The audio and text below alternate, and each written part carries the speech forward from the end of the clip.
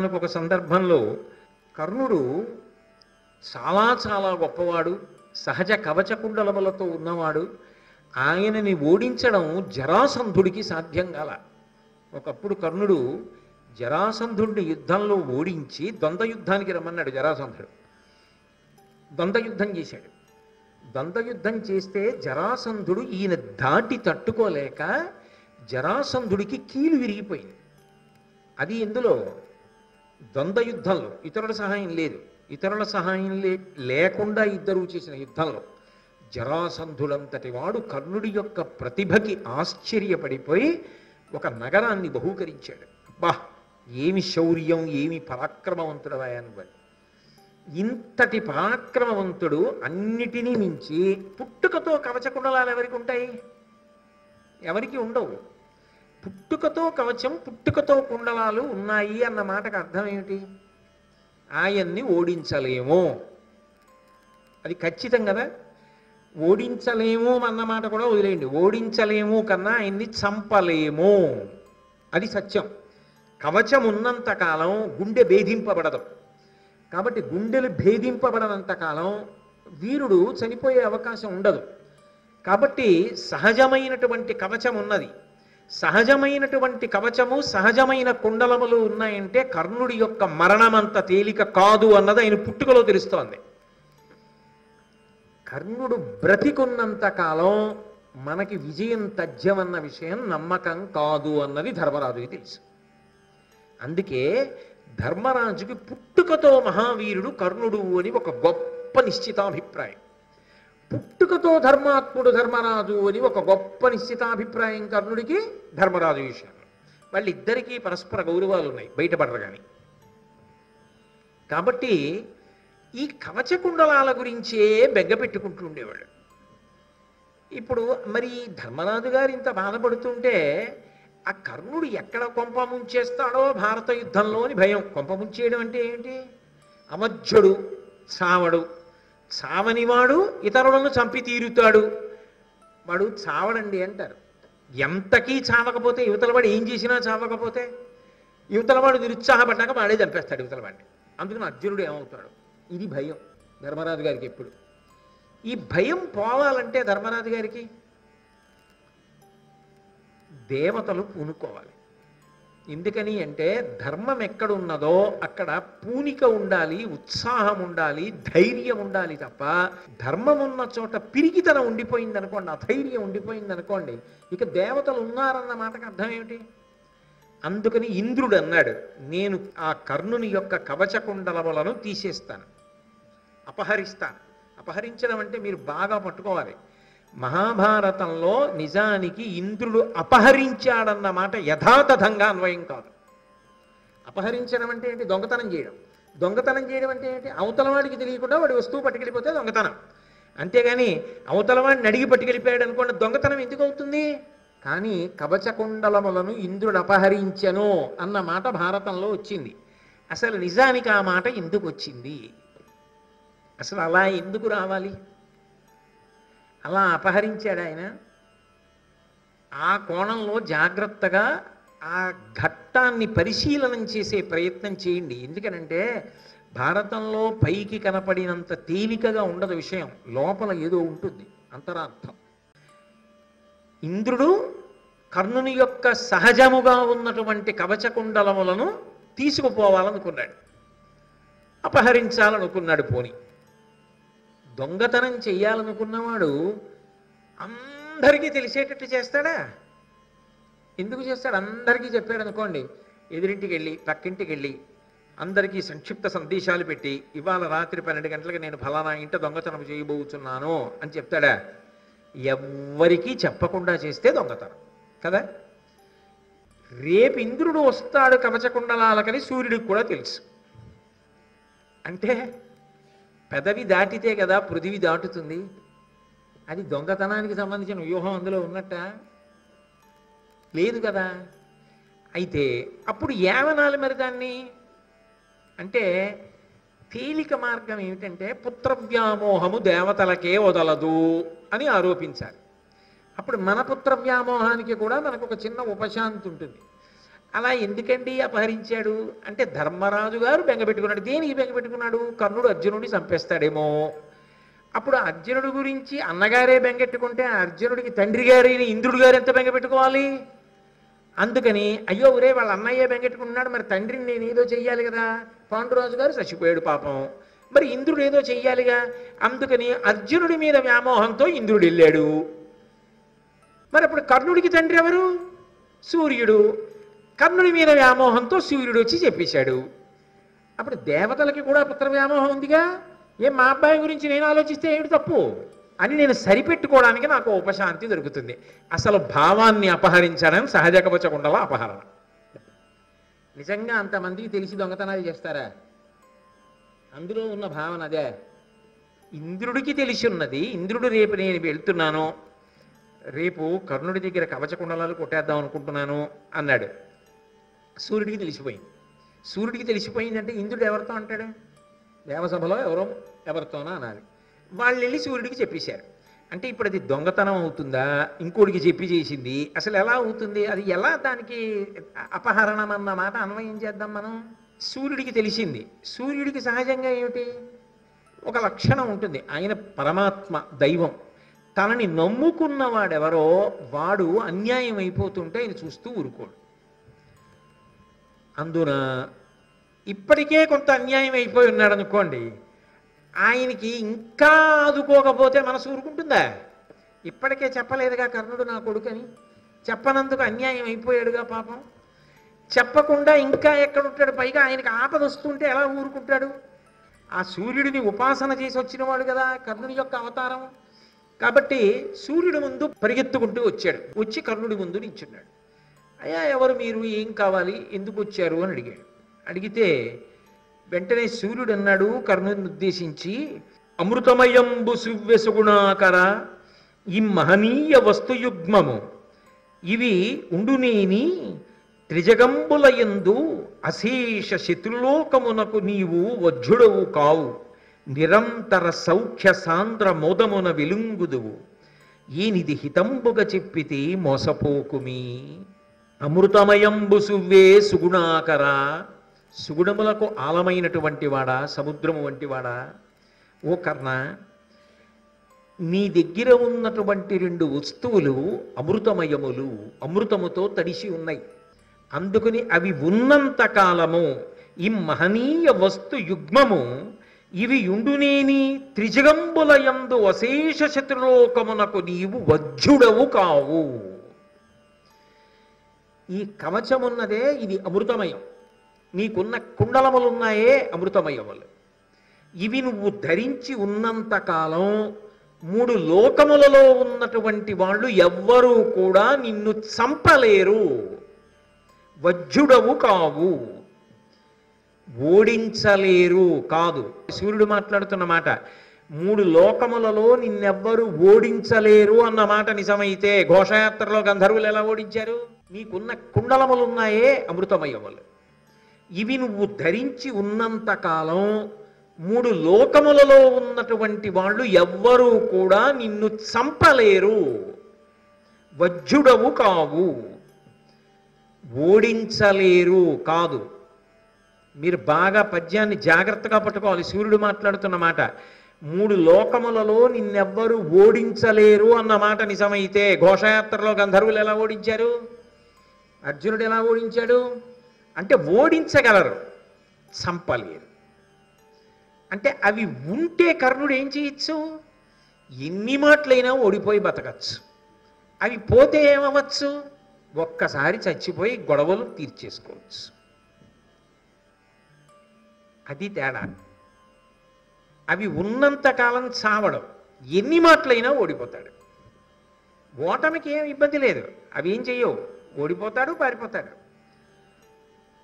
చచ్చిపోవడం మాత్రం ఉండదు. ఆయన కోరిక ఏమిటి? అర్జునుడిని చంపాలి. అర్జునుడి చేతిలో చచ్చిపోకుండా ఓడిపోయి పారిపోయి బతికేస్తే ఏమిటి ఆయనకి? ఇన్ని మాటలలా. కాబట్టి ఎవడైనా లోకంలో ఏం కోరుకుంటాడు? బ్రతికియుండిన సుఖములు పడయవచ్చు. బతికుంటే సుఖాలు పొందొచ్చు, బతికుంటే ఇవాళ ఓడిపోతే రేపు గెలవచ్చు. అందుకే కదా గంధర్వుల దగ్గర పారిపోయాడు. ఎందుకు పారిపోయాడు? అప్పటికి ఇంకా యుద్ధం చేసినా సుఖం లేదు. పారిపోతే తర్వాత ఓ రోజు ఇంకో అవకాశం వస్తుంది. అది కదా ఎదురు చూశావు. నువ్వు బ్రతకడం ఈ కవచకుండలాల మీద ఆధారపడింది. కానీ అవి ఎంత గొప్ప సౌఖ్యాన్ని ఇస్తాయో, ఎంత సుఖాన్ని ఇస్తాయో, అంత గొప్పవైన కారణం చేతనే అంత గొప్పవాడొకడు వీటిని తీసుకోవడానికి వస్తున్నాడు.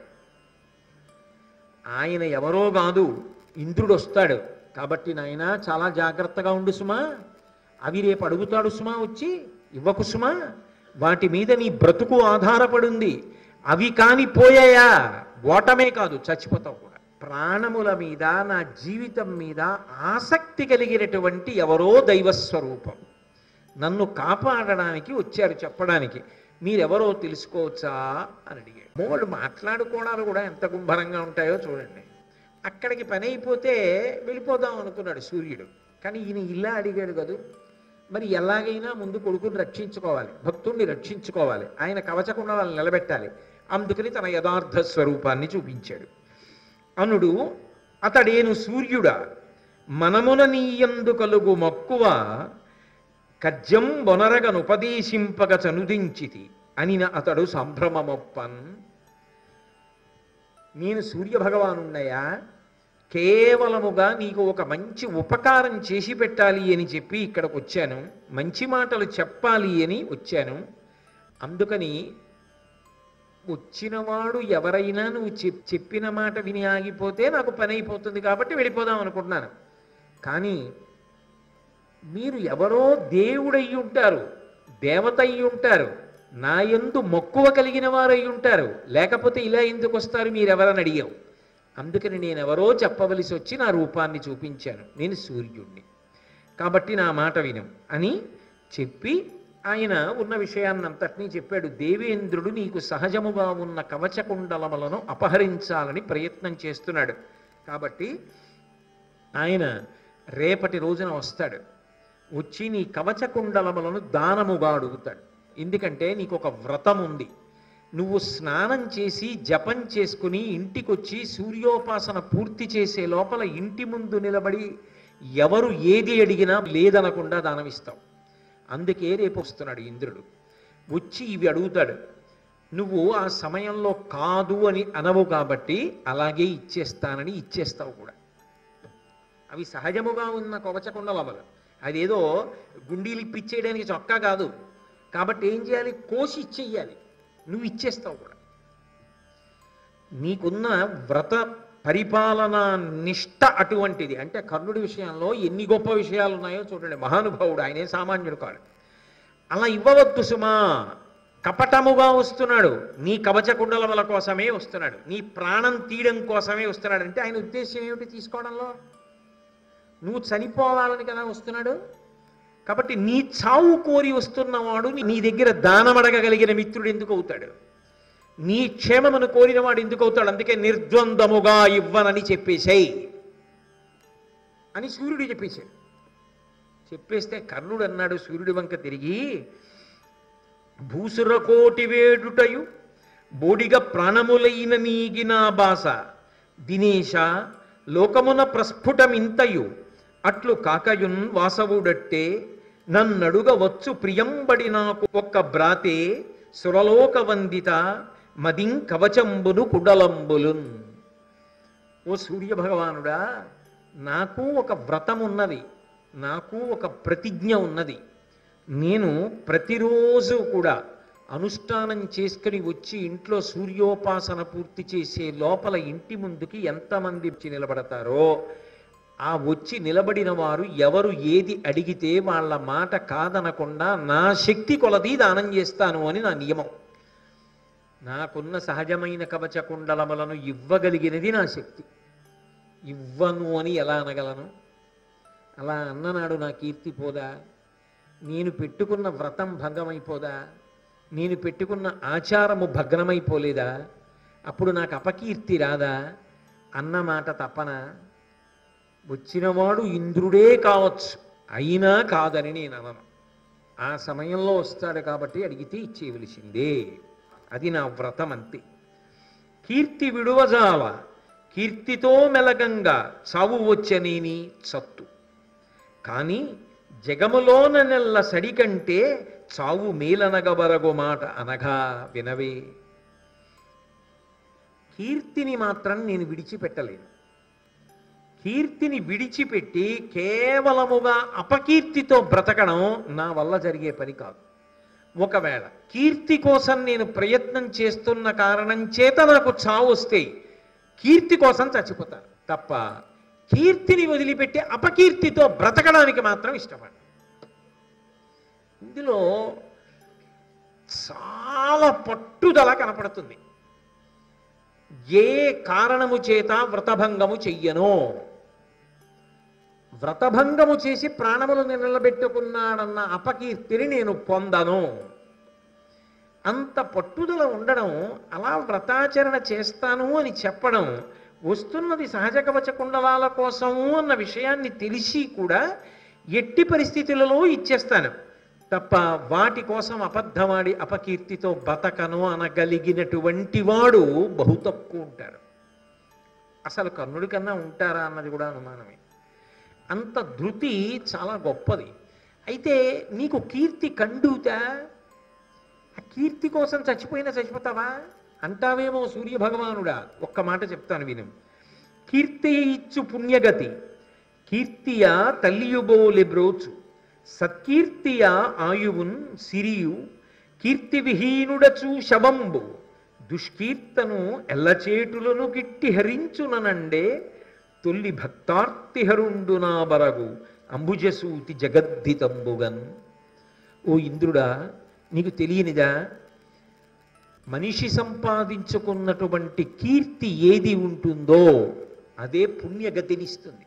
ఎందుకంటే లోకంలో ఒక విషయాన్ని చెప్తారు. మనిషి యశో శరీరము అని ఒకదాన్ని పొందుతాడు. భౌతికమైన శరీరము శాశ్వతముగా ఉండదు కదా, భౌతిక శరీరం పడిపోతుంది, యశో శరీరము మిగిలిపోతుంది. ఆయన పేరు అలా కీర్తి వినపడుతూనే ఉంటుంది. బా, మహానుభావుడు ఎంత గొప్పవాడండి అంటుంటారు లోకంలో. ఓ డొక్కా సీతమ్మ గారిని తలుచుకున్నారనుకోండి, మహాతల్లి ఏమి అన్నదానం చేసిందండి అని తలుచుకుంటూ ఉంటారు. లోకంలో కీర్తి ఎంతకాలము నిలబడుతుందో అంతకాలము స్వర్గలోకవాసం ఇస్తారు అని. అందుకని యశో శరీరుడై నిలబడాలని కోరుకుంటాడు. మనిషి కీర్తి కోసం ప్రయత్నం చెయ్యాలి, ప్రయత్నపూర్వకంగా కీర్తిని సంపాదించుకోవాలి. కష్టపడకుండా కీర్తి రమ్మంటే ఎక్కడి నుంచి వస్తుంది? కష్టపడితే, ఉత్తమ కర్మలు చేస్తే, త్యాగం చేస్తే కీర్తి వస్తుంది. 10 మందిని ఆదుకునేవాడు, 10 మంది కోసం బ్రతికేవాడు ఎక్కడుంటాడో వాడు 10 కాలాలు బతికుండాలని 10 మంది పూజలో చెప్తారు. వాళ్ళ పూజ వాళ్ళు చేసుకుంటూ ఆయన 10 కాలాలు బతకాలి అని చెప్పుకుంటారు. కొంతమంది తల్లులైతే మాయుర్దాయం కూడా పోసుకుని నాయనా నువ్వు బ్రతకరా అని ఆశీర్వచనం చేస్తారు. అందుకే ఆయుర్దాయము దేని వలన వస్తుంది అంటే కీర్తి వలన వస్తుంది. కీర్తియే సిరి. కీర్తిని మించిన ఐశ్వర్యం ఏముంటుంది? అంతగా మించిన డబ్బే ఉంటుంది?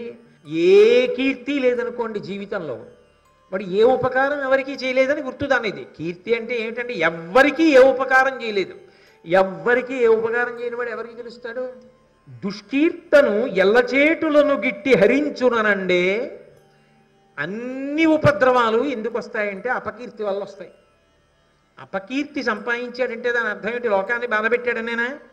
లోకానికి మంచి చేసిన వాడు బతికుండాలని ఎలా కోరుకుంటారో అలా అదే పనిగా అందరినీ బాధ పెడుతుంటే ఏమంటారు? ఇంత చంపేస్తున్నాడు అందరినీ బా అని 10 మంది నమస్కారాలు పెడితే వాడికి కీడు వస్తుందా రాదా?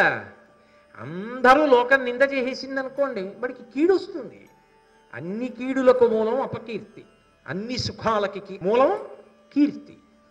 కాబట్టి కీర్తి కోసం మనిషి బ్రతకాలి, కీర్తి కోసం చచ్చిపోతాను తప్ప కీర్తిని వదిలి బతికొనడానికి నేను ఇష్టపడిన. అందుకు ఇచ్చేస్తా కవచకుండా. అది సిద్ధాంతం. కర్ణుడు చేసింది ఏమిటిరా అంటే, నా సూర్యభగవానుడా మీరే వచ్చి చెప్పినా నేను మాత్రం కవచకుండలాల కోసమని చెప్పి కీర్తిని వదిలిపెట్టడానికి సిద్ధంగా లేను.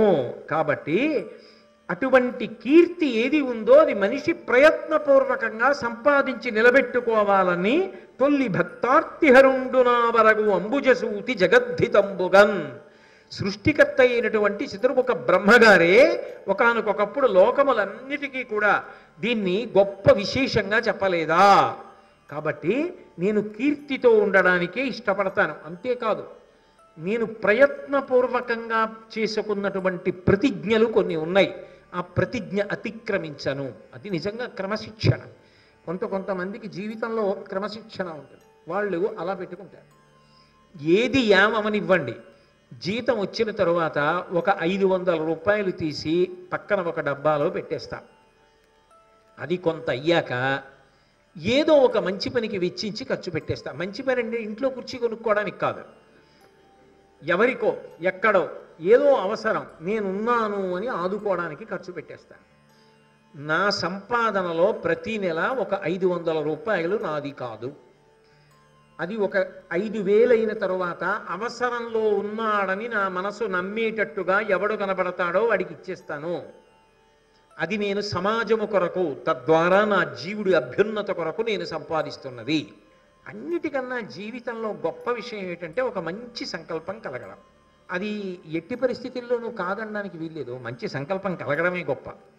అయితే సంకల్పం ఒక్కటే మిగిలిపోయి దానికోసం ప్రయత్నం మాత్రం అడుగట్టిపోయింది అనుకోండి, నవ్వుల పాలైపోతాడు. నేనేదో అవ్వాలని ఓ కోరిక ఉండడం గొప్ప. నేను ఓ డాక్టర్ని అవ్వాలి, మంచిది. నేను ఐఏఎస్ చదువుకోవాలి, చాలా మంచిది. నేను మంచి ఇంజనీర్ని అవ్వాలి, మంచిది. ఉండి తీరాలి. ఆశయం ఉండకూడదని ఎవ్వరనరు. ఆశయం ఉండాలి. ఆశయంతో పాటుగా ఏముండాలంటే దానికి కట్టుబడి బ్రతకగలిగినటువంటి క్రమశిక్షణ ఉండాలి. ధృతి, పట్టుదల. నేను అలా ఉంటా, ఏది ఏమని నేను దానికోసం నిలబడతా.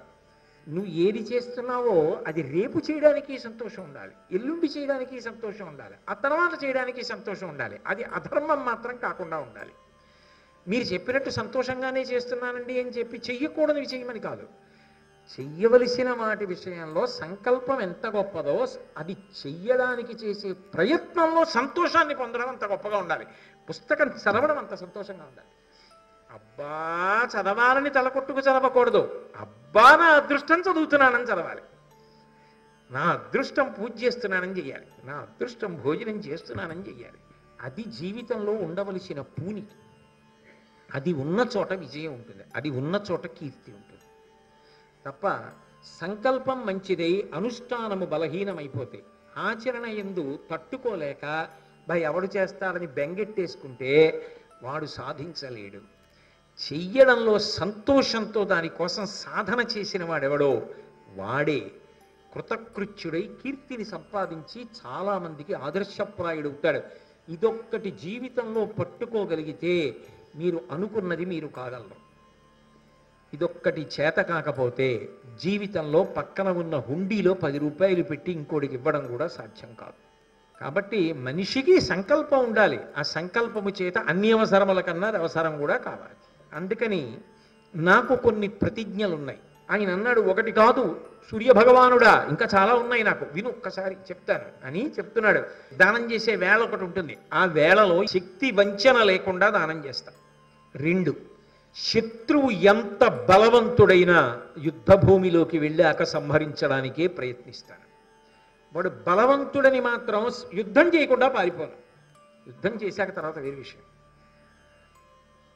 ఒకవేళ అలా యుద్ధం చేసినప్పుడు అవసరమైతే మరణించడానికి వెనుకాడను, వీరమరణం పొందడానికి సిద్ధంగా ఉంటాను.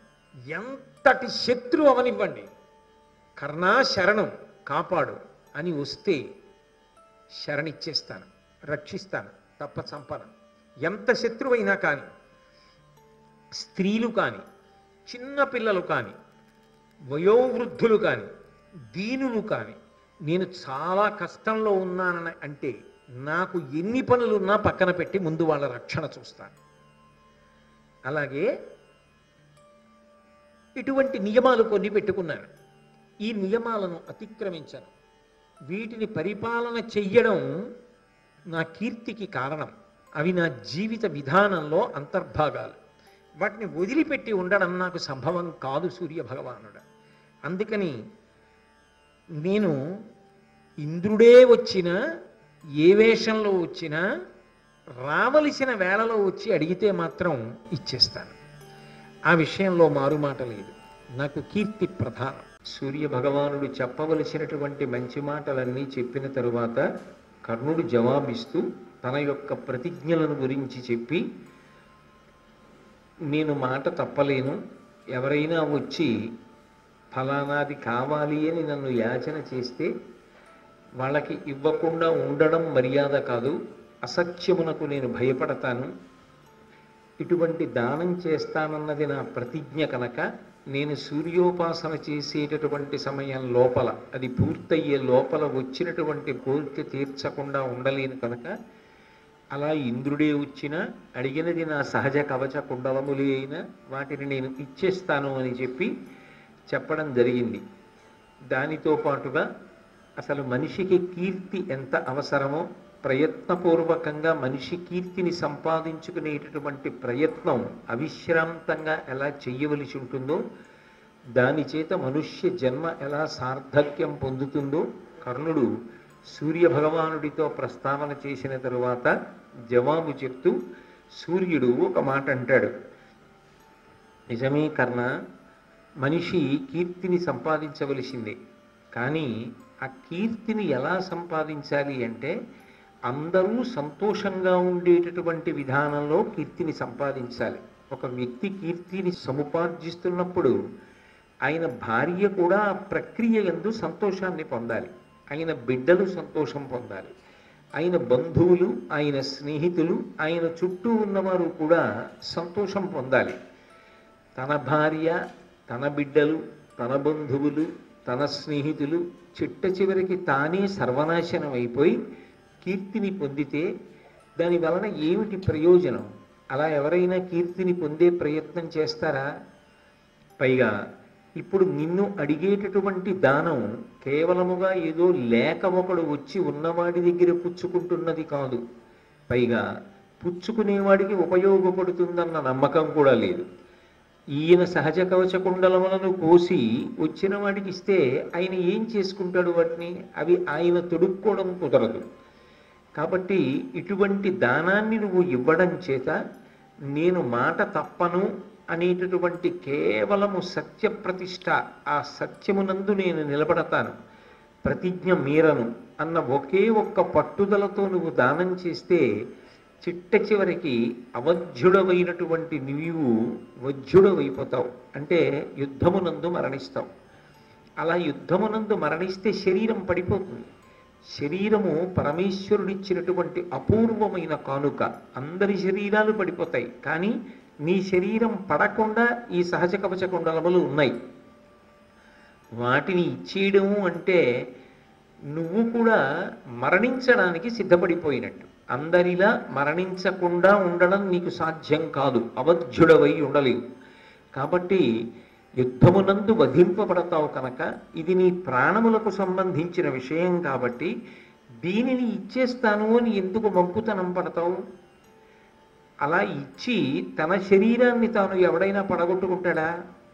నీ శరీరం పడిపోతే అది కేవలము నీ వరకు మాత్రమే పరిమితమా? అప్పుడు నీ భార్య ఏడవదా? నీ బిడ్డలు ఏడవరా? నీ బంధువులు, నీ స్నేహితులు, నిన్ను నమ్ముకున్న వాళ్ళు ఏడవరా? అప్పుడు తన ప్రాణం పోయినా సరే ఆయన ఆడిన మాట తప్పకుండా సహజ కవచ కుండలములను ఇచ్చేశాడు అనేటటువంటి కీర్తి నువ్వు పొందినా ఆ కీర్తి ఎలా ఉంటుంది అంటే శవానికి అలంకారం చేయడంలా ఉంటుంది. అన్నిటినీ మించి నీకొక మాట చెప్తాను విను. నాకు భక్త పరిరక్షణం అనేటటువంటిది దీక్ష. ఎందుకనంటే నేను ఒక దైవస్వరూపాన్ని కాబట్టి ఎవరు నన్ను నమ్మి ఉంటారో, ఎవరు నన్ను ఉపాసన చేశారో, ఎవరు నిరంతరము నా యొక్క అనుగ్రహమును అపేక్షించి పరమభక్తితో ప్రవర్తించారో అటువంటి వారిని కాపాడడం నాకు ధర్మం. అందుకని నీ దగ్గరికి పరిగెత్తుకుని వచ్చాను. అంతేకాదు, ఇంకొక మాట కూడా స్పష్టంగా చెప్తాను కర్ణ, జాగ్రత్తగా విను. నువ్వు సహజ కవచ కుండలములను ఇచ్చెయ్యగానే భారత యుద్ధంలో అర్జునుడి వలన పెను ప్రమాదము నీకు పొంచి ఉంటుంది. అర్జునుడు నిన్ను చంపేసే అవకాశం ఉంటుంది. అప్పుడు అర్జునుడి చేతిలో నీ శరీరం పడిపోతుంది. అదే కవచకుండలములను నువ్వు ఉంచుకున్నట్లయితే అర్జునుడి చేతిలో మరణించవు. కాబట్టి ఇంత గొప్ప అవకాశాన్ని నీ అంత నువ్వుగా చారవిడుచుకోవడం ప్రమాదం కదా. ఆపదని కొని తెచ్చుకోవడం.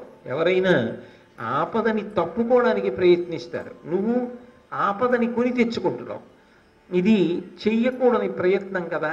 అయితే నా మీద నీకు ఇందుకింత ఆప్యాయత అంటావేమో, అది దేవరహస్యం.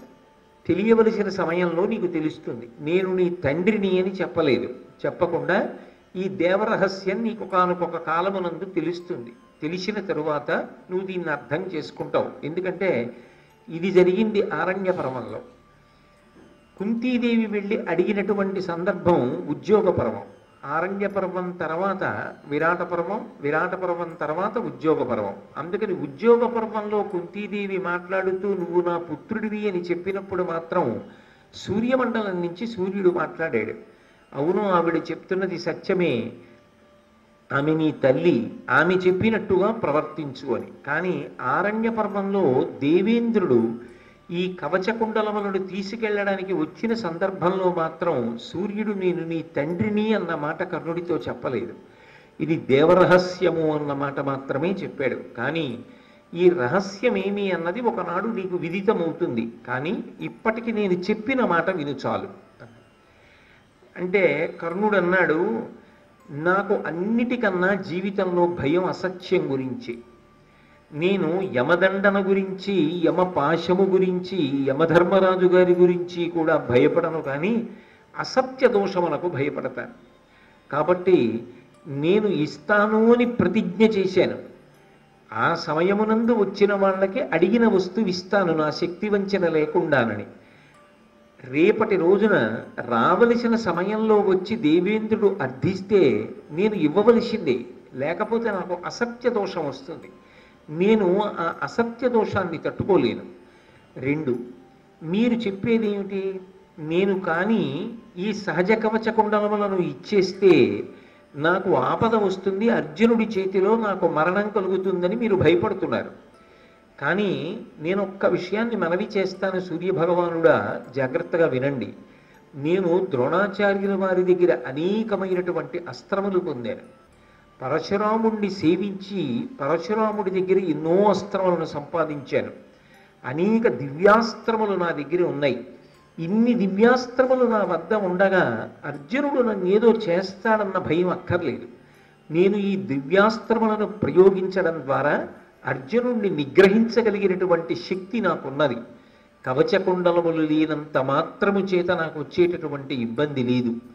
అసత్య దోషాన్ని పొంది కవచకుండలములను ఉంచుకున్నంత మాత్రం చేత నాకు కలిగేటటువంటి అధికమైన ప్రయోజనము లేనప్పుడు సత్యమునందు మాత్రమే నిలబడి నాకున్నటువంటి దివ్యమైన అస్త్రబలము చేత అర్జునుడిని భారత యుద్ధంలో నిగ్రహించడం నాకు కీర్తికారకం. అందుకని మీరు ఇంత ప్రేమతో వచ్చి నాకు చెప్పారు, కానీ నేను మీ మాట పెడచెవిని పెడుతున్నాను అని మీ మనసుని కష్టపెట్టుకోకుండా దయచేసి నేను చెప్పినటువంటి భావనని జాగ్రత్తగా అర్థం చేసుకునే ప్రయత్నం చెయ్యండి అని నమస్కరించాడు. అయితే కర్ణుడు మాట వినేటట్టు లేడు, కవచకుండలములను ఇచ్చేస్తాడు అని చెప్పి సూర్యుడికి అర్థమైంది. ఆయన ఇంకొక మాట చెప్తాను, పోనీ ఆ పని చెయ్యి, కవచకుండలములను ఇవ్వకుండా ఉండను, ఇచ్చేస్తానంటున్నావు. ఇచ్చేసే ముందు ఇంద్రుడి దగ్గర శక్తి అని ఒక గొప్ప అస్త్రం ఉన్నది, ఆ అస్త్రాన్ని అడిగి తీసుకో. ఎందుకని అంటే వైరుల చంపి చంపి వెసవొచ్చు గరంబున కాజిలోన అద్దారుణ శక్తి వాసవుడు దానవతొల్లి సహస్ర సంఖ్యలం క్రూర సురారి సంఘముల కూల్చే మహాభుజ నీకు నిమ్మిన ఘోరపు సాధనంబు దొరకొన్న అవశ్యము గెల్తు వైరులన్. ఇంద్రుడి దగ్గర ఉన్నటువంటి ఆ శక్తి అనేటటువంటి మహాస్త్రం అద్భుతమైనటువంటి శక్తి కలది. దానికి ఒక లక్షణం ఉంది, దాన్ని ఎన్ని మాటలైనా ప్రయోగించవచ్చు. అది ఏదో ఒక మాట మాత్రమే ప్రయోగించాలనేటటువంటి నియమం లేదు దానికి. అది ఎన్ని మాటలు వేసినా వైరుల చంపి చంపి వెసవచ్చు గరంబున కాజీలోన. ఆజీ అంటే యుద్ధంలో ఎన్ని మాటలు ప్రయోగిస్తే అన్ని మాటలు ఎంతమందినైనా చంపి చంపి ఎవరెవరిని చంపమంటే వాళ్ళని చంపి వెనక్కి వస్తూ ఉంటుంది. అంత గొప్ప శక్తి. కాబట్టి నువ్వు ఒక మాట అడుగు, నువ్వు అడిగినట్టుగా కవచకుండలాలు ఇస్తాను, కానీ నేను కవచకుండలాలు ఇవ్వడానికి పూర్వమే నువ్వు నాకు ఆ శక్తి అనబడేటటువంటి అస్త్రాన్ని నాకు ఇవ్వాలి. ఇస్తే అప్పుడు నేను నీకు సహజ కవచకుండలములను తీసి ఇచ్చేస్తాను అని చెప్పు అని చెప్పి ఆ అస్త్రాన్ని తీసుకో, అది నీకు వశమవుతుంది. ఇప్పుడు ఈ అస్త్రంతో నీకు ఎదురొచ్చినటువంటి వాడు ఎంతటి వాడైనా పడిపోవలసిందే. ఇక ఆ అస్త్రానికి ఎదురు లేదు, దాన్ని భంజించడం ఎవరికీ సాధ్యం కాదు. కాబట్టి భారత యుద్ధంలో శత్రువులను నువ్వు పడగొట్టగలుగుతావు. కాబట్టి నువ్వు ఆ శక్తి అన్న అస్త్రాన్ని తీసుకో. అదంటారా? తీసుకుంటారు. ఇందులో మీరు ఒక్క విషయాన్ని గమనించండి. కర్ణుడు ఏమంటున్నాడు? నేను దానం చేస్తాను, నాకు వ్రతం అంటున్నాడు. దానం చేసేవాడు అవతలవాడు నాకు ఇది ఇస్తే నేను ఇది ఇస్తానంటే అది దానం అవుతుందా?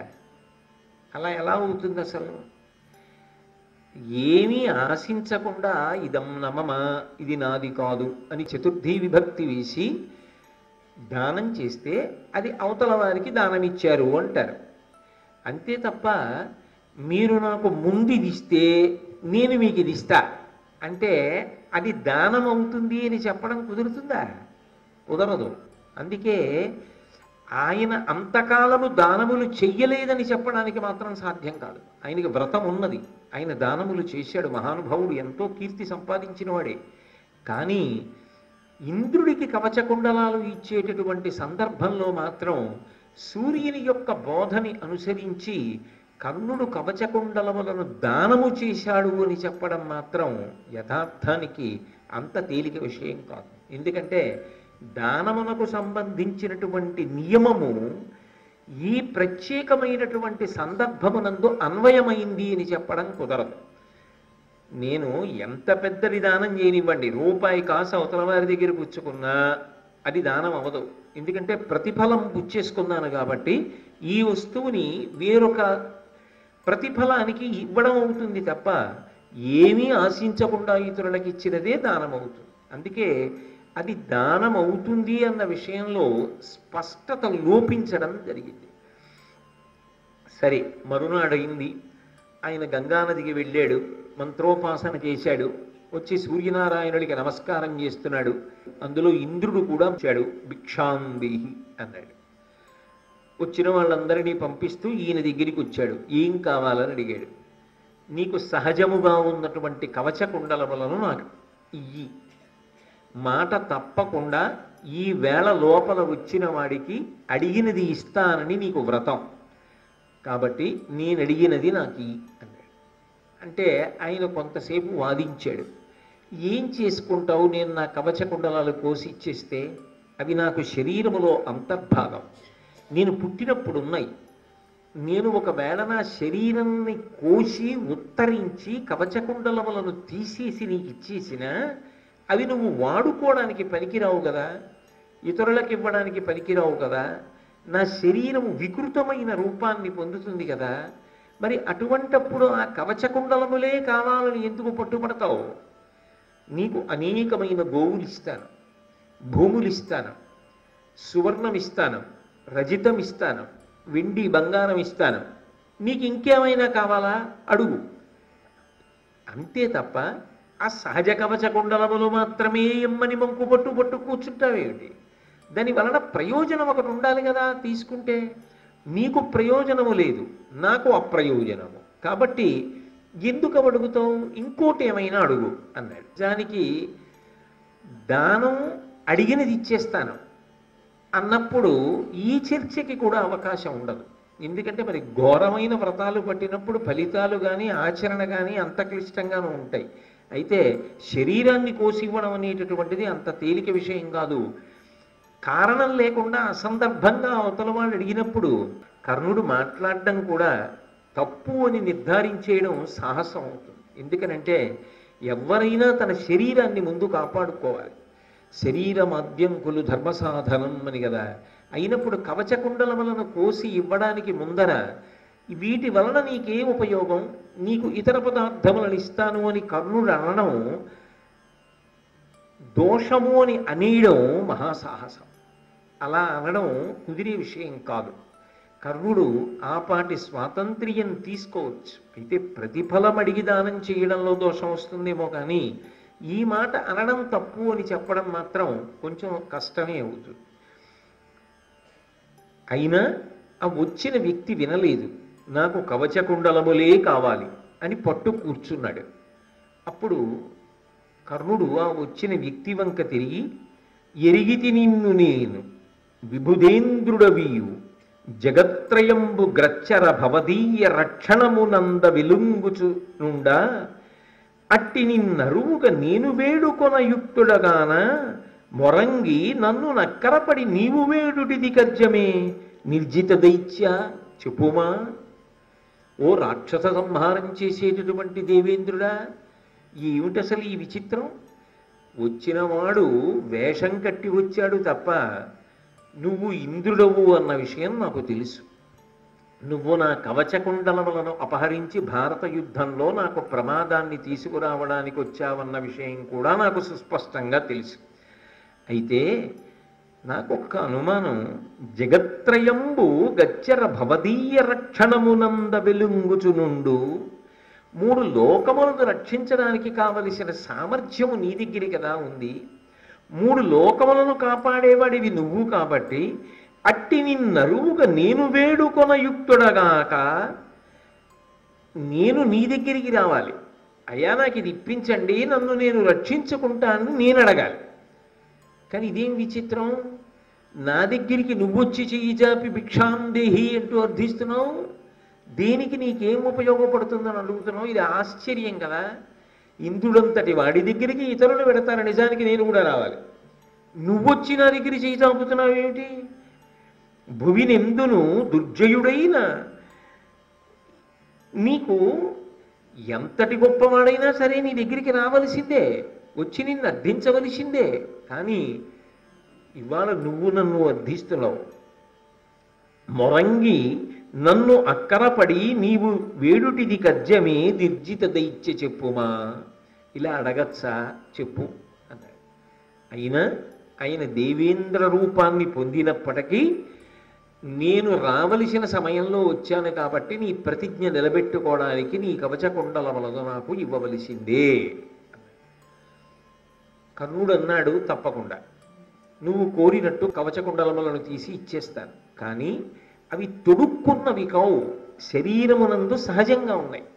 కాబట్టి ఇప్పుడు అవి ఇవ్వాలి అంటే కత్తి పెట్టి నా శరీరాన్ని కోసేసుకోవాలి, నేను కోసేసి ఉత్తరించేయాలి. అలా ఉత్తరించేస్తే పైన ఉన్నటువంటి చర్మం అంతా తెగిపోతుంది కదా, తెగిపోయి లోపల ఉన్న నిత్తురు మాంసము పైకొస్తాయి కదా, నా శరీరం అంతా చాలా వికృతముగా అయిపోతుంది కదా. అప్పుడు చూడడానికి అందరూ భయపడతారు కదా. కవచకుండలములను తీసుకుని నా శరీరం అలా ఛిద్రమైపోతే నువ్వు కూడా దాన్ని ఎలా అడగగలవు? అంటే ఇంద్రుడు అన్నాడు, నీకు ఆ భయం లేదు. బాలసూర్యుడి కాంతి ఎలా ఉంటుందో అటువంటి బంగారు రంగుతో నీ శరీరం వెంటనే మూసుకుపోతుంది. నువ్వు తీసిచ్చినట్టు ఎవరికి తెలియదు. అలా నీ శరీరము మళ్ళీ ఏ ఇబ్బంది లేకుండా చక్కటి వర్చస్సుతో వెలుగొందుతుంది. కాబట్టి నాకు కవచకుండలములను ఇచ్చేసేయి అన్నాడు. సరే, నేను ఇచ్చే ముందు నాదొక కోరిక. మీరు నాకు మీ దగ్గర ఉన్నటువంటి శక్తి అనబడేటటువంటి అమోఘమైనటువంటి అస్త్రాన్ని నాకు ఇవ్వండి. మీరు నాకు ఆ అస్త్రాన్ని ఇస్తే నేను మీకు కవచకుండలములను ఇచ్చేస్తాను. అయితే వచ్చినవాడు ఇంద్రుడు కదా, ఇంద్రుడికి ఏం కావాలి? కవచకుండలములు కావాలి. అందుకని ఆయన ఒక్క క్షణం ఆలోచించి అన్నాడు, తప్పకుండా ఇస్తాను, కానీ ఒక్క షరతుతో ఇస్తాను. కర్ణుడా, ఈ శక్తి అన్న అస్త్రం పరమ అమోఘమని నీకు తెలుసు. నా విషయంలో దీనికి ఓ లక్షణం ఉంది. నేను ఈ శక్తిని ఎన్ని మాటలు ప్రయోగించినా, ఎవరెవరి మీద ప్రయోగించినా వాళ్ళని చంపి మళ్ళీ వెనక్కి వచ్చి నన్ను చేరుకుంటూ ఉంటుంది ఆ అస్త్రం. దాన్ని ఒక మాటో 2 మాటలో 100 మాటలో 10,000 మాటలో ప్రయోగించాలనేటటువంటి నియమం ఏం లేదు. నేను ఎన్ని మార్లైనా ప్రయోగిస్తూ ఉంటాను. అందుకే వినుమేర్పడ నాజి మదీయ శత్రులంగచ్చర చంపి అది గ్రమ్మర చేతికి వచ్చుచుండు. ఎన్ని మాటలు వేస్తే అన్ని మాటలు ఎవరి మీద వేశానో వాళ్ళని చంపుతూ ఉంటుంది, వచ్చేస్తూ ఉంటుంది వెనక్కి. నీకిచ్చుట అట్లు కాదు. నీకు ఆ అస్త్రం ఇచ్చినప్పుడు మాత్రం అలా ఇవ్వడం జరగదు. నీ విషయంలో అలా పనిచేయదు. నీకు మాత్రం నియమం ఏమిటంటే, భువినెందును దుర్జయుడైన నీ రిపున్ జెచ్చెర దున్ను ఒక్కరిని. అది ఒక్కసారి మాత్రమే పనిచేస్తుంది. అది కూడా ఎవరి మీద పనిచేస్తుంది? నీకు ప్రాణ సంకటం ఏర్పడాలి. ప్రాణ సంకటం ఏర్పడి, అయ్య బాబోయ్ వీడిని చంపడానికి దీన్ని ఉపయోగించడం వినా మార్గం లేదని నువ్వు ప్రయోగించాలి తప్ప, ఏ సంకటం లేకుండా నువ్వు ఆ అస్త్రాన్ని ప్రయోగించే ప్రయత్నం చేసినా, నీకు ఆపద లేకుండానే ప్రయోగించినా, అది నీ మీదకే వచ్చి నీ మీద పనిచేస్తుంది.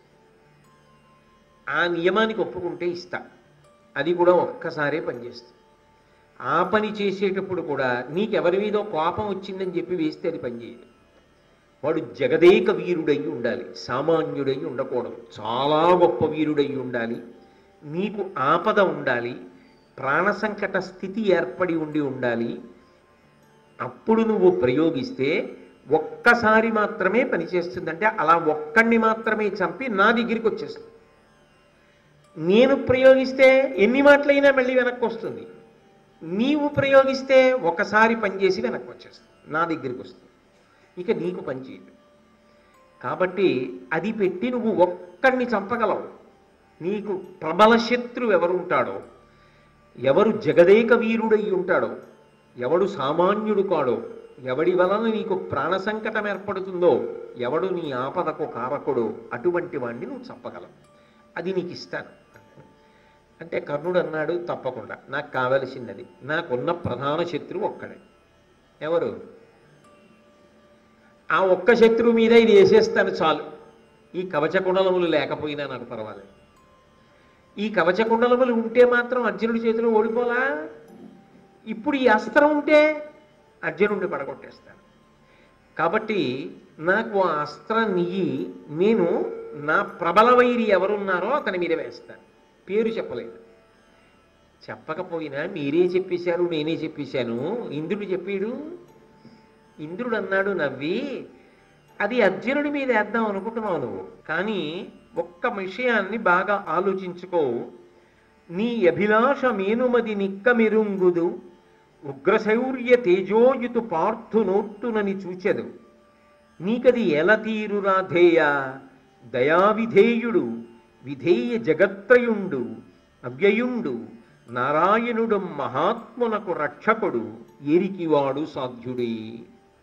నువ్వు చంపేస్తాను అర్జునుడిని అనుకుంటున్నావు కదా, కానీ అర్జునుణ్ణి చంపడం అనేటటువంటిది అంత తేలికమైన విషయము అని నువ్వు అనుకుంటున్నావా? అది సాధ్యం కాదు. నువ్వు అర్జునుణ్ణి ఈ అస్త్రంతో చంపడం కుదరదు. ఎందుకు కుదరదంటావా?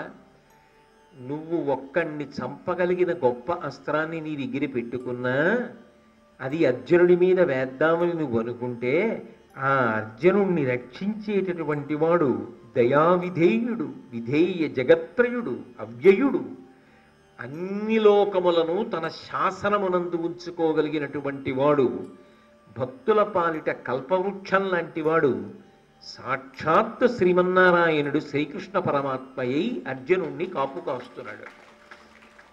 ఆయన కాపాడుతుండగా నీ దగ్గర ఈ అస్త్రం ఉంటే మాత్రం నువ్వు వేస్తే అర్జునుణ్ణి చంపడానికి పనికొస్తుందని ఎలా అనుకుంటున్నావు? అందుకే మరిచిపోయాడు.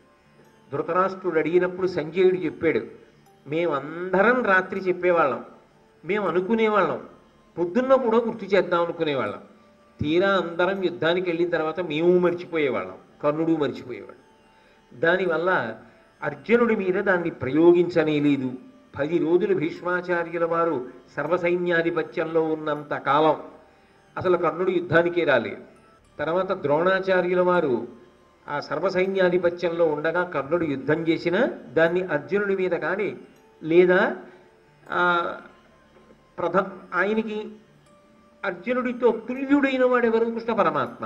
ఆయన మీద కానీ ఈ అస్త్రాన్ని ప్రయోగించలేదు, మరిచిపోయాడు. మరిచిపోవడానికి కారణం ఒక్కటే, అలా ప్రయోగిస్తే ప్రయోజనం ఎవరికి?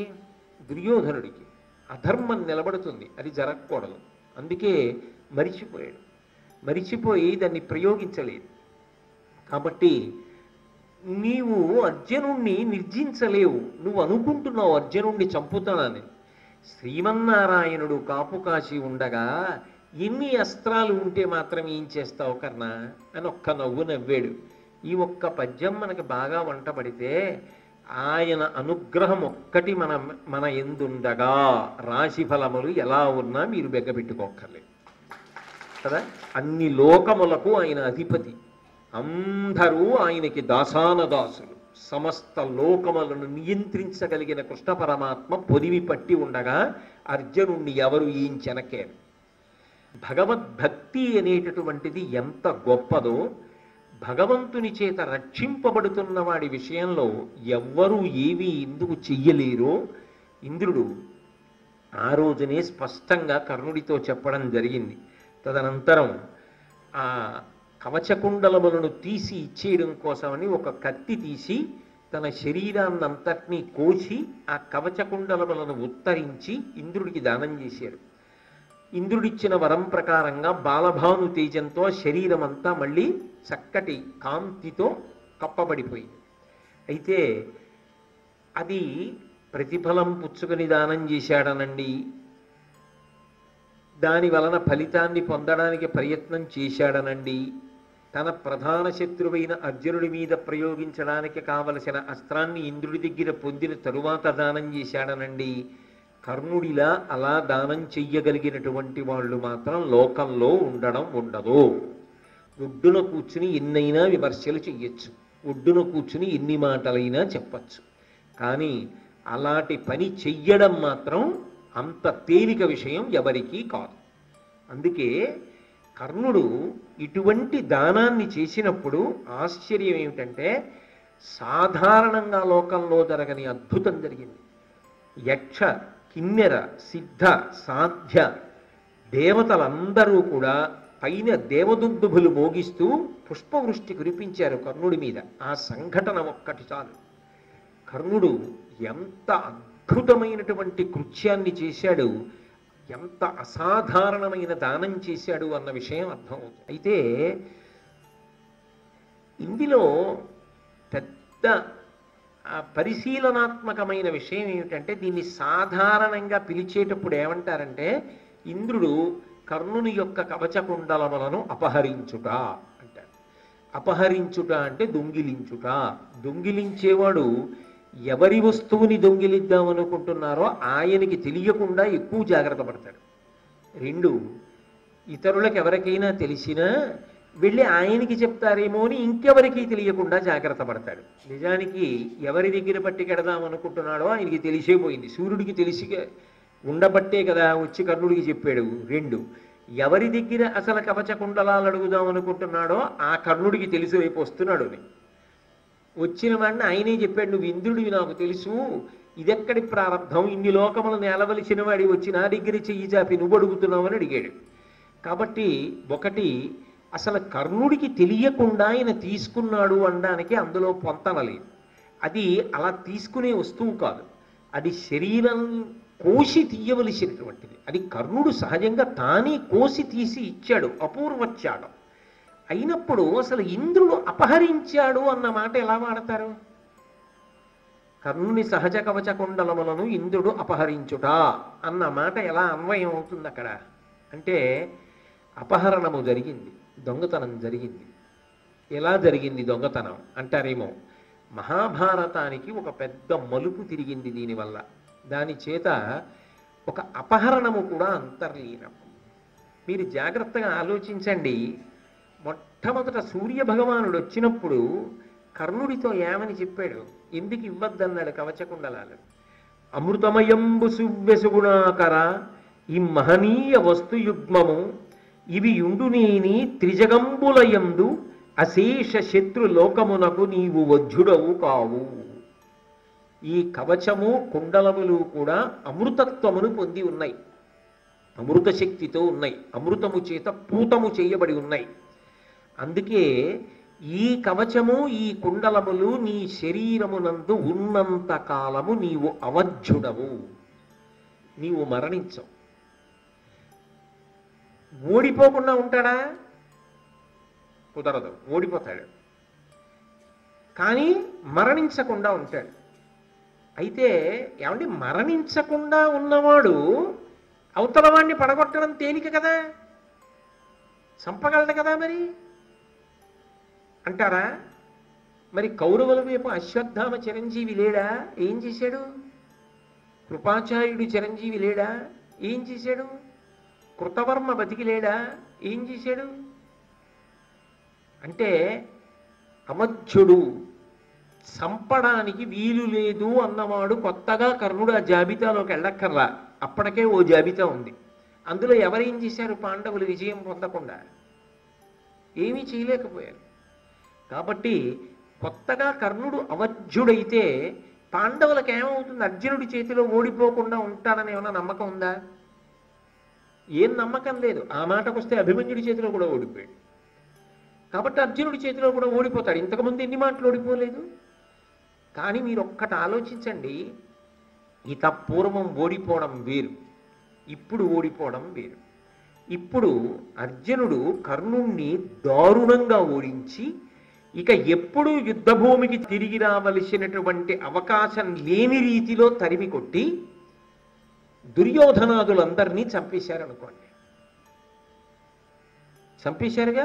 కర్ణుడు సర్వసైన్యాధిపతిగా ఉండగానే దుశ్శాసనుడిని చంపారు. ద్రోణుడో భీష్ముడో ఉన్నప్పుడు చంపలేదు. దురదృష్టం ఏమిటంటే కర్ణుడి యొక్క సర్వసైన్యాధిపత్యంలో చచ్చిపోయాడు దుశ్శాసనుడు. అయినప్పుడు కర్ణుడు బతికుండగా దుర్యోధనుడు చచ్చిపోయాడు.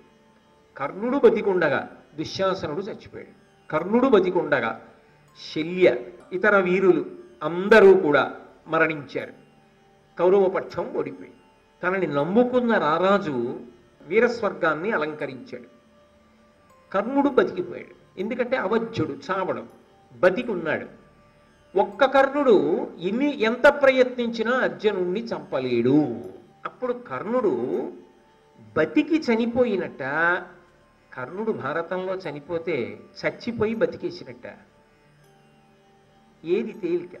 దుర్యోధనుడు చావకముందే కర్ణుడు చచ్చిపోయాడు అనుకోండి. తాను ఏ ప్రతిజ్ఞ కోసం కుంతీదేవి రమ్మన్నా వెళ్ళలేదో, ఏ ప్రతిజ్ఞ కోసం కృష్ణుడు రమ్మన్నా వెళ్ళలేదో, ఏ ప్రతిజ్ఞ కోసం భీష్ముడు చెప్పినా వెళ్ళలేదో, ఏ ప్రతిజ్ఞ కోసమని జీవితంలో అన్నీ త్యాగం చేసేశాడో ఆ త్యాగం పరిపూర్ణమైపోయి కర్ణుడి జీవితం పండిపోతుంది. అక్కడికలా లేదు, ఈ కవచకుండలాలు ఉండిపోయాయి. కాబట్టి కర్ణుడు ఓడింపబడ్డాడు అర్జునుడి చేత. మిగిలిన వాళ్ళందరినీ చంపేశాడు. ఎవరి కోసం కర్ణుడు యుద్ధం చేయాలి? కర్ణుడు తనకి రాజ్యం పొందుదామని యుద్ధం చేస్తానని ఎప్పుడన్నా అన్నాడా? తనకి రాజ్యం కావాలంటే, తను పట్టాభిషేకం చేసుకోవాలంటే కర్ణుడు యుద్ధం చేయక్కల్లా, పాండవుల వైపుకి వెళ్ళిపోతే చాలు. కర్ణుడికి కావలసింది ఏమిటి? దుర్యోధనుడు రాజు అవడం. దుర్యోధనుడు రాజు అయ్యే అవకాశం ఉంటే కృష్ణుడు అటు పక్కన ఉంటాడా? ఉండడుగా. ధర్మం అడ్డుందిగా. అది కర్ణుడికే తెలుసుగా, చెప్పేశాడుగా కృష్ణ భగవానుడితోటి. ఖచ్చితంగా ధర్మరాజు గారు గెలుస్తాడు, పట్టాభిషిక్తుడు అవుతాడని చెప్పాడుగా. దుర్యోధనాదులు మడిసిపోతారని ఆయనే చెప్పాడుగా. దుర్యోధనుడి కన్నా ముందు కర్ణుడు పడిపోయాడు అనుకోండి. ఆయన జీవితంలో ఒక గొప్ప తృప్తితో అక్కడికి పూర్తి అయిపోతుంది భారతం. దుర్యోధనుడు చచ్చిపోయాక కర్ణుడు బతికుండిపోయాడు అనుకోండి, ఆ బతుకు కాదు, క్షణ చావు. ఎందుకని? అనేక సమస్యలు వచ్చేస్తాయి. తర్వాత ధర్మరాజు గారికి తెలిసిందనుకోండి, కర్ణుడు పట్టాభిషేకం పొందాడు, కర్ణుడు ఉండగా ధర్మరాజు చేసుకోడు. కాబట్టి కర్ణుడు మరణించాలి. దుర్యోధనుడు మరణించి కర్ణుడు ఉన్నాడు అనుకోండి, కర్ణుడు బతకలేడు. నిరంతరం చచ్చిపోతూనే ఉంటాడు మానసికంగా, కానీ చావడం. ఎందుకంటే కవచకుండలాలు ఉన్నాయి. తన చావు కోసం తానే తీసేసేయాలి, కోసేసి. అంతకన్నా నిజానికి అపహరించాడు ఇంద్రుడు. దేన్ని అపహరించాడు? కవచకుండలాల్ని కాదు, కర్ణుడికి రాబోయేటటువంటి విపత్కర పరిస్థితిని అపహరించాడు. అంత బాధ నువ్వు పడకూడదు కర్ణ. స్నేహితుడి కోసం ప్రాణాలు వదిలేయడానికి సిద్ధపడ్డవాడు. ఆ స్నేహితుడి కన్నా ప్రాణాలు ముందు వదిలేయడానికి కావలసిన అవకాశం నీకు కల్పించేస్తాను. మరి సూర్యుడు ఎందుకు రావాలి? కర్ణుడి యొక్క గొప్పతనం ఏమిటో లోకానికి తిరిగి చెప్పడానికి. కాబట్టి ఇప్పుడు ఆలోచించండి, నిజానికి ఇంద్రుడు అపహరించినవి కవచకుండలాలు కావు, ఇంద్రుడు అపహరించింది కర్ణుడు కూడా ఊహించని రీతిలో అలా సౌఖ్యంగా ఇన్ని బాధలు పడకుండా మరణించడానికి అవకాశం ఇచ్చేశాడు. అయితే శక్తినిచ్చాడు. మరి ఈ శక్తి ఒక్కమారు పనిచేస్తుందని వరం ఇచ్చాడు కదా, అది అర్జునుడి మీద వెయ్యగలిగాడా కర్ణుడు? అది ఇంద్రుడు ఎప్పుడో చెప్పాడు. శ్రీమన్నారాయణుడు ఆదుకుని ఉండగా నువ్వు వెయ్యలేవు, నీకు సాధ్యం కాదు. మరి ఎవరి మీద వేశాడు? ఉపయోగించాలి కదా. అసలు ఉపయోగించలేదనుకోండి, మళ్ళీ భారతంలో ఒక పెద్ద ప్రశ్న అవుతుంది. అసలు కర్ణుడి శక్తి ప్రయోగించాల. అసలు కర్ణుడి శక్తిని ప్రయోగించుంటుంటే భారతం ఎలా ఉండేది? అందుకే యుద్ధంలో ఒక విపత్కర పరిస్థితి ఏర్పడింది. ద్రోణాచార్యుల వారు సర్వసైన్యాధిపత్యంలో ఉండగా ఒక రాత్రి యుద్ధం జరిగింది. ఆ రాత్రి యుద్ధంలో ఇవన్నీ దేవతల యొక్క వ్యూహమే కాబట్టి ఇంద్రుడు ఎందుకు చేశాడో కృష్ణుడికి తెలియకుండా ఉంటుందా? అందుకే యుద్ధం జరుగుతుండగా కృష్ణ పరమాత్మ అకస్మాత్తుగా ఘటోత్కచుడిని పిలిచి, నువ్వు విజృంభించు, రాత్రి యుద్ధం కాబట్టి అన్నాడు. ఆ ఘటోత్కచుడు విజృంభించాడు ఆ రోజున. ఆ విజృంభించడంలో అలంబసుణ్ణి, అలాయుధుణ్ణి, వీళ్ళందరినీ కూడా చంపేశాడు. కర్ణుడి యొక్క రథాన్నంతటినీ కూడా భగ్నం చేసేశాడు. భగ్నం చేసి ఒక భయంకరమైనటువంటి అస్త్రాన్ని కర్ణుడి మీద ప్రయోగిస్తున్నాడు. కర్ణుడు కూడా తెలుసుకున్నాడు, అయిపోయింది, నేను మరణిస్తున్నాను. ఘటోత్కచుడి చేతిలో ఆ రోజున కర్ణుడు మరణించడానికి సిద్ధంగా ఉన్నాడు. కౌరవ సైన్యాలన్నీ కూడా తుత్తునీయలైపోవడానికి సిద్ధంగా ఉన్నాయి. ఇంకింతకన్నా ఆపదే ఉంటుంది. అప్పుడు కూడా కర్ణుడు ప్రయోగించలేదు. అర్జునుడి కోసమే దాచాడు. ఆయన మాత్సర్యం అటువంటిది. సైన్యం చెప్పింది ఆ మాట. అసలు నువ్వుంటే కదా అర్జునుడి మీద వేయడానికి, మేముంటే కదా యుద్ధం జరగడానికి. మేము పోయి నువ్వు పోయాక శక్తి అర్జునుడి మీద ఎప్పుడు వేస్తావు? ముందు వీడిని చంపు, ఆ తర్వాత చూద్దాం. నీ దగ్గర ఇంకా మిగిలిన దివ్యాస్త్రాలు లేవా? వాటితో అర్జునుడిని పడకూడదు కానీ ముందు నీ ఘటోత్కచుడి మీద వేసేయి అన్నారు. ప్రాణములను కాపాడుకోవడానికి తప్పనిసరి పరిస్థితులలో ఇంద్రుడిచ్చినటువంటి వరం అన్వయమవుతోంది కాబట్టి ఆపత్కాలము తనకు మరణ శంక ఏర్పడ్డాయి కాబట్టి ఎదురుగుండా ఉన్నటువంటి వాడు సామాన్యుడు కాడు, పరమ భయంకరమైన వీరుడు. ఒక్క బాణానికి 2 పిట్టలు. ఇటు కర్ణుడి దగ్గర శక్తి పోయింది, అటు ఘటోత్కచుడు పడిపోయాడు. ఇవాళ అర్జున ఘటోత్కచుడు మన వైపు యుద్ధం చేశాడు కానీ అతను సహజముగా ధర్మమునకు వ్యతిరేకి కాబట్టి ఇవాళ కాకపోతే రేపైనా ధర్మ వ్యతిరేకమైన పనులు చేస్తాడు. అప్పుడు ధర్మ సంస్థాపనార్థం వచ్చిన వాడిని కాబట్టి నేను ఘటోత్కచుడిని చంపాలి. ఆ పరిస్థితి రాకుండా ఈ శక్తి ఆయుధాన్ని ఘటోత్కచుడి మీద ఆ కర్ణుడితో వేయించేసి ఇటు నిన్ను కాపాడుకున్నాను. శక్తి కర్ణుడి దగ్గర జారిపోయింది, ఘటోత్కచుడు పడిపోయాడు. అందుకు నృత్యం చేశారు రథం మీద అని చెప్పాడు కృష్ణుడు. ఇది దేవతా వ్యూహము అన్న విషయం స్పష్టంగా అర్థమవుతోందా? అర్థం అవ్వట్లేదా? అర్థమైనప్పుడు ఒక రకంగా చెప్పాలి అంటే కర్ణుడి దగ్గర కవచకుండలాలు తీసేసుకోవడం వల్ల కర్ణుడికి మురిగిపోయినటువంటి బాధ నిజానికి ఏమీ లేదు. కవచకుండలాలు ఉన్నప్పుడు ఆయన అర్జునుణ్ణి ఓడించాడండి, కవచకుండలాలు లేక చచ్చిపోయాడండి అన్నాడు అనుకోండి. అరే ఇంద్రుడు ఎంత పని చేశాడు రా అనాలి. కవచకుండలాలు తీసేసుకుంటే అర్జునుడు కొత్తగా గెలిచాడా? ఉంటే ఓడిపోయాడా? ఉన్నా గెలిచాడుగా.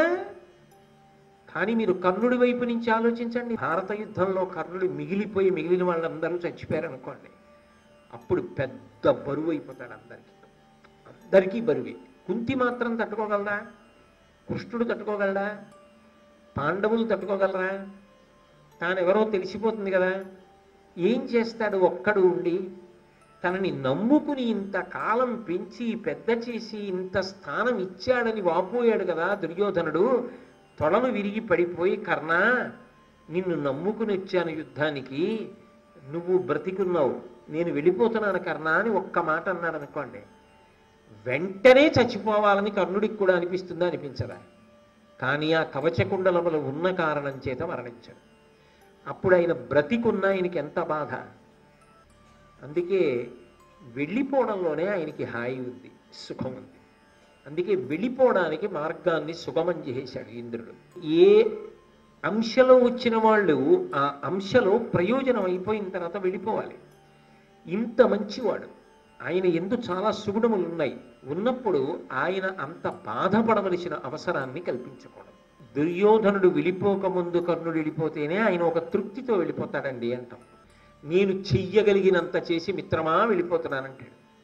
దుర్యోధనుడు వెళ్ళిపోయాక వెళ్ళవలసి వస్తే, దుర్యోధనుడు వెళ్ళిపోయాక కవచకుండలాలు తీసుకుంటే ఏమిటి ఉపయోగం? ఆయనకి శారీరకమైన మరణం కన్నా ఆయన పొందిన మానసికమైన బడబాగ్ని పెద్దది. అందుకే నిజానికి ఇంద్రుడు ఉపకారం చేశాడు, ఆయన కీర్తిని లోకానికి చాటాడు. కర్ణుడి కథ కర్ణుడి వరకు దుఃఖాంతం కాకుండా సుఖాంతం అయ్యేటట్టుగా చూశాడు. దానివల్ల కర్ణుడు పడిపోవడానికి అవకాశం వచ్చింది, మరణించడానికి అవకాశం వచ్చింది.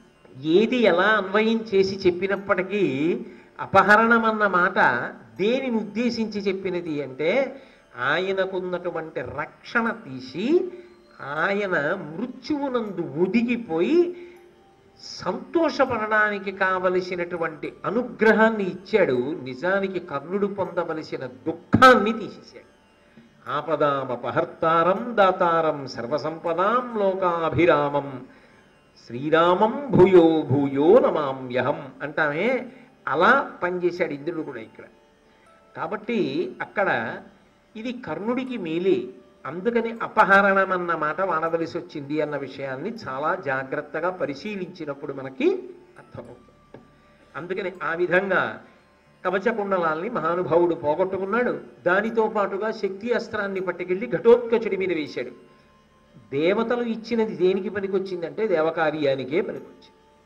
ఇవాళ పాండవుల పక్షాన పనిచేసినా రేపు జయం వచ్చిన తరువాత మళ్ళీ అధర్మం వైపు పనిచేసేటటువంటి ఘటోత్కచ మరణానికి పనికొచ్చింది ఆ శక్తి.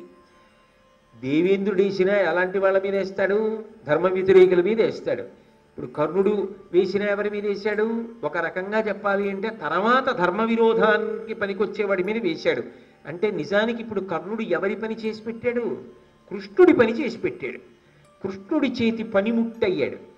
అయిన కారణానికి కృష్ణుడికి కూడా తెలిసి చేసినా తెలియక చేసినా పరాత్పరుడు ప్రీతి వహిస్తాడు. కథంచిదుపకారేణ కృతేనైకేన తుష్యతి నస్మరత్యపకారాణం శతమప్యాత్మవత్తయ అంటారు రామాయణంలో. తెలిసి కానీ తెలియక కానీ ఒక్క పని చేసినా పరమాత్మ సంతోషిస్తాడు. భగవంతుడికి తెలిసి ఉపకారం చేసినా తెలియక ఉపకారం చేసినా భగవదనుగ్రహం మాత్రం ప్రసరిస్తుంది.